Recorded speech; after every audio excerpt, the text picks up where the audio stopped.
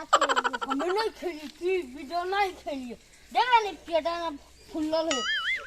आए हो तो सभी छटिया होबा है नहीं हो वीडियो नहीं हो हमरा तो होबो हम जेबे घाट पर नहीं हो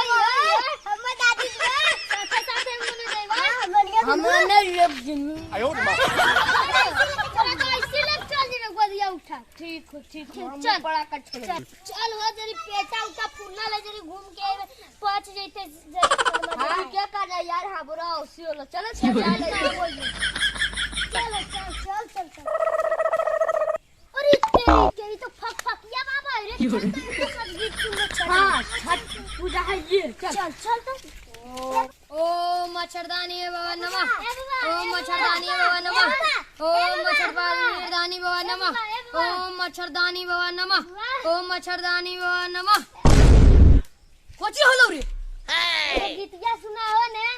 अरे हमने पगलावे लागनी है तोहनी रे कितना बढ़िया हम भल जाप तो तोहनी आ के हमरा पगला देनी है कोची होलो बोल एगो गीतिया सुना हो ने कोची सुनाइयो शादी के की छठ के छठिया वाला सुना हो ने छठ पूजा आइए बने ठीक है सुनावइयो सब पहले बैठ नीचे भीमा में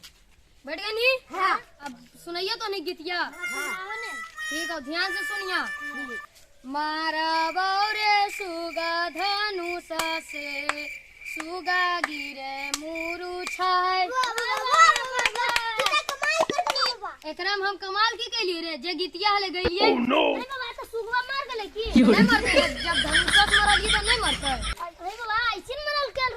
राम मरल के रावण के धनुष मार गेले बाबा हाँ सही कहले तू रामायण रोज पढ़ाई ना पढ़ोई नहीं तो रतिया के रौदम डेली आयो रे पढ़ोई ठीक हो तू तो बड़ी चीज जाना है रामायण के बारे में जानवे में रतिया के रौदम डेली कॉपिया पर पढ़ोई ठीक रामायण हो वैसी रोज रतिया पढ़ते रहिए ठीक ठीक है को बात जाइयो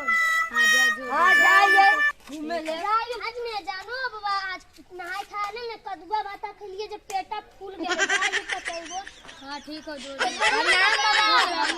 रहिए आशीर्वाद दे हो ठीक है रहिए हाँ ठीक है घाट पर ढेर आशीर्वाद दो कि हमर टोटो लेवा जाए ठीक है ओम मच्छरदानी बाबा नमः ओम मच्छरदानी बाबा नमः ओम मच्छरदानी बाबा नमः ओम मच्छरदानी बाबा नमः